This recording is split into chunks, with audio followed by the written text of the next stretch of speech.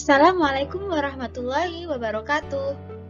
Kami dari tim KKN PPM UGM 2021 melalui video ini ingin melakukan sosialisasi pengolahan air baku Desa Banyusoco, Kecamatan Playen, Gunung Kidul. Kenapa sih kita membicarakan air? Padahal unsur ini sangat dekat dengan kehidupan sehari-hari kita, mulai dari memasak, mencuci, mandi, bahkan dengan teknologi pun air dapat dimanfaatkan. Seperti halnya dengan PLTA. Jadi tanpa air, manusia tidak dapat bertahan hidup. Ya benar, air bersih. Air bersih merupakan salah satu kebutuhan dasar bagi manusia, di mana ini merupakan sumber daya alam yang ketersediaannya dipengaruhi oleh kondisi alam, letak geografi, jumlah penduduk, teknologi, dan peraturannya. Banyak daerah di Indonesia yang tidak memiliki persediaan air, terlebih air bersih. Untuk itu, pemerintah melalui peraturannya membentuk Undang-Undang Nomor 7 Tahun 2004 tentang Sumber Daya Air.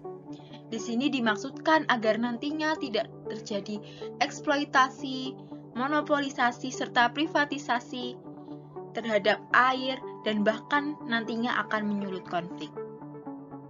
Berbicara tentang kondisi alam dari Desa Banyusoco, Kabupaten Gunung Kidul, ini memiliki topografi karst yang terbentuk dari proses pelarutan batuan kapur sehingga air memiliki kesadahan, di mana air sadah ini adalah air yang memiliki kandungan zat kapur. Tentu hal ini tidak layak untuk dikonsumsi. Apabila digunakan, air ini dapat menyebabkan kemunculan kerak pada alat memasak. Dan bila dikonsumsi secara terus-menerus, dapat menyebabkan gangguan kesehatan seperti penyumbatan pembuluh darah dan batu ginjal. Oleh karena itu, perlu adanya pengolahan terhadap air sebelum akhirnya air itu layak untuk digunakan. Untuk itu, kami membuat desain instalasi pengolahan air baku yang mana nantinya di kemudian hari dapat dimanfaatkan ataupun diimplementasikan oleh masyarakat Desa Banyusoco apabila membutuhkan. Pengolahan ini merupakan pengolahan air baku yang berasal dari tanah atau air sumur untuk layak minum menggunakan alat alternatif yang memanfaatkan proses filtrasi pemisahan solid liquid untuk menghilangkan butiran halus zat padat tersuspensi dari liquida.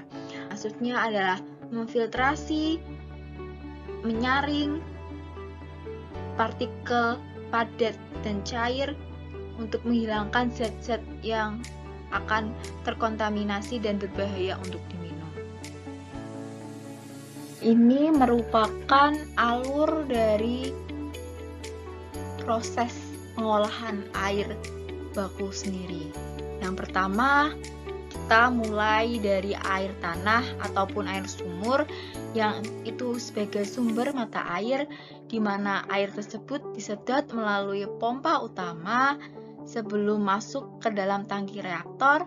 Di sini terdapat pelarutan kaporit, di mana yang kita tahu kaporit memiliki bentuk padat, sehingga sebelum bercampur dengan air tanah perlunya pelarutan kaporit sendiri, di mana dosis ini ditentukan melalui pompa dosis sesuai berapa banyaknya air tanah yang akan kita olah.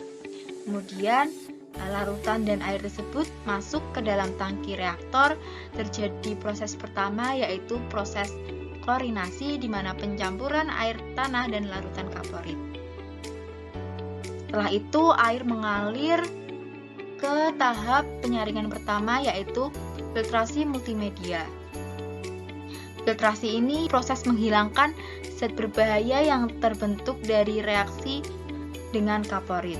Nah, untuk tanda berwarna merah ini simbol dari keran proses pembersihan dari tangki ini.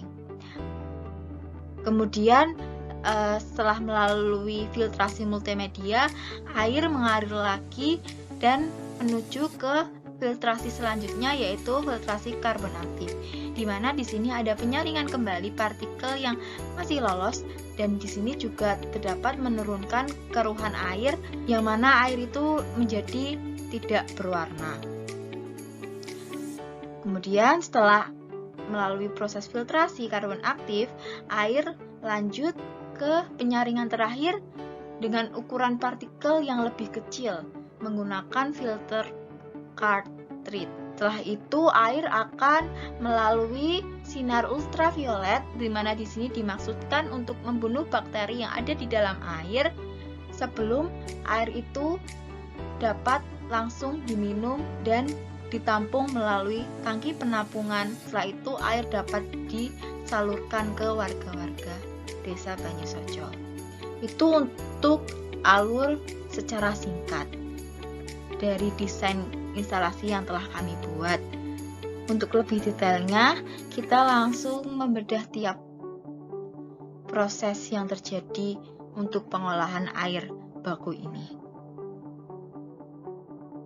Diringkas bahwa tahapan pengolahan air baku yang berasal dari air tanah yang memiliki tingkat kesadaran yang tinggi menjadi air yang bersih dan layak untuk dikonsumsi sebagai berikut.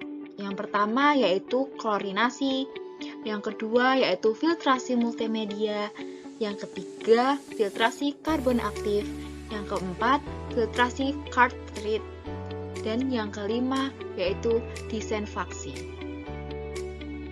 Tahap pertama klorinasi, di mana ini adalah proses pencampuran larutan kaporit yang kadarnya telah disesuaikan dengan volume air tanah yang akan diolah. Jadi, yang kita tahu bahwa kaporit itu memang memiliki fungsi untuk membunuh kuman ataupun virus yang ada di dalam air. Namun apabila pemakaian itu secara berlebihan, akibatnya air yang akan kita olah itu menjadi berbahaya dan tidak layak untuk dikonsumsi. Dan air tanah sendiri memiliki kandungan tinggi zat kimia seperti zat besi, mangan, ataupun zat kapur, sehingga diharapkan dengan pencampuran larutan itu dapat bertindak sebagai oksidator yang dapat mengubah wujud zat kapur, magnesium, si penyebab kesadaran air itu menjadi partikel padat yang dapat disaring. Tahap kedua yaitu filtrasi multimedia, di mana filtrasi ini merupakan proses penyaringan air tanah pertama kali menggunakan lapisan filtrasi dengan media kerikil, pasir silika, dan mangan zeoloid. Media tersebut memiliki peran dan fungsinya masing-masing. Air baku masuk ke dalam media filtrasi melalui keran ke-1 dan akan menemui lapisan pertama yaitu mangan zeoloid. Di sini kandungan zat magnesium dan besi yang gagal bereaksi akan diikat sehingga tidak mencemari air tersebut untuk lebih lanjutnya. Kemudian air tersebut masuk lebih dalam yaitu ke lapisan kedua yang berisi pasir silika. Di sini merupakan penyaring partikel padat dari hasil pada tangki reaksi. Dan yang terakhir yaitu masuk ke lapisan ketiga yang berisi kerikil. Di sini berfungsi untuk penyangga media lainnya yaitu pasir silika dan zeoloid agar tidak terbawa oleh air. Sehingga air itu keluar dari proses filtrasi melalui keran kedua untuk menuju ke tahapan filtrasi selanjutnya. Di sini yang perlu diperhatikan adalah keberadaan keran 1, 2, 3, 4, 5 yang memiliki fungsi masing-masing. Media filtrasi yang digunakan berulang kali akan menjadi kotor sehingga perlu dilakukan pembersihan dengan cara backwash. Pembersihan ini yaitu untuk menghilangkan kotoran-kotoran yang melekat pada media filtrasi dengan cara mengalirkan air berkebalikan saat proses filtrasi, di mana saat proses filtrasi air baku itu masuk melalui keran 1 dan keluar melalui keran kedua, sedangkan keran lainnya tertutup. Proses backwash berarti air itu masuk melalui keran ketiga. Ada dua proses backwash, yaitu pencucian dan pembilasan. Proses pencucian untuk menghilangkan kotoran yang melekat pada media filtrasi, di mana yang dibuka hanyalah keran ketiga dan keran keempat. Jadi air masuk melalui keran ketiga dan keluar melalui keran keempat untuk menghilangkan kotoran-kotorannya. Kemudian proses yang kedua yaitu proses pembilasan. Di sini untuk membersihkan kotoran-kotoran yang berasal dari proses backwash. Dan yang dibuka adalah keran 1 dan keran 5. Sedangkan keran lainnya ditutup. Kemudian air filtrasi dari keran kedua masuk ke dalam proses selanjutnya yaitu filtrasi karbon aktif. Di sini yaitu proses penyaringan air tanah kedua kalinya menggunakan lapisan filtrasi dengan media kerikil, pasir silika, dan karbon aktif. Untuk secara konsep hampir sama dengan filtrasi multimedia, hanya di sini yang berperan yaitu lapisan pertama berupa karbon aktif. Di sini karbon aktif untuk mengikat kontaminan dalam air serta mengurangi bau yang diakibatkan oleh kontaminasi tersebut dan menghambat pertumbuhan alga serta menurunkan kekeruhan air.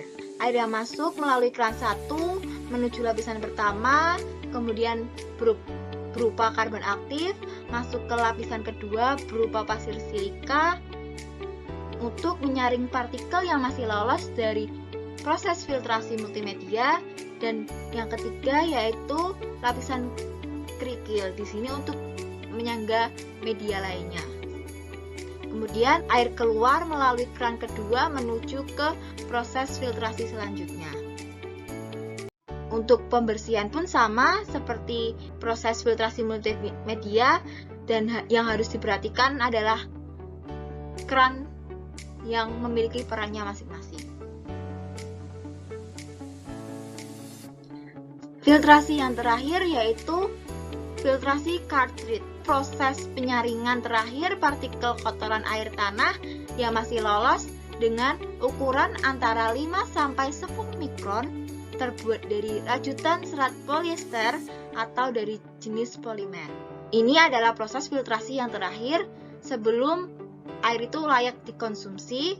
Akan ada proses disinfeksi, yaitu proses di mana air dialirkan melalui sinar ultraviolet agar seluruh bakteri ataupun mikroorganisme yang ada di dalam air yang dapat membahayakan dan masih lolos saat terjadi filtrasi dapat dibunuh secara sempurna. Sehingga air yang keluar dari sinar ultraviolet tersebut merupakan air hasil olahan yang dapat langsung diminum dan dikonsumsi. Air tersebut ditampung ke dalam tangki penampungan air dan nanti akan didistribusikan ke masyarakat yang membutuhkan. Sekian pemaparan materi untuk pengolahan air baku yang layak diminum. Mohon maaf apabila ada ketidakjelasan. Semoga dapat bermanfaat. Sekian. Wassalamualaikum warahmatullahi wabarakatuh.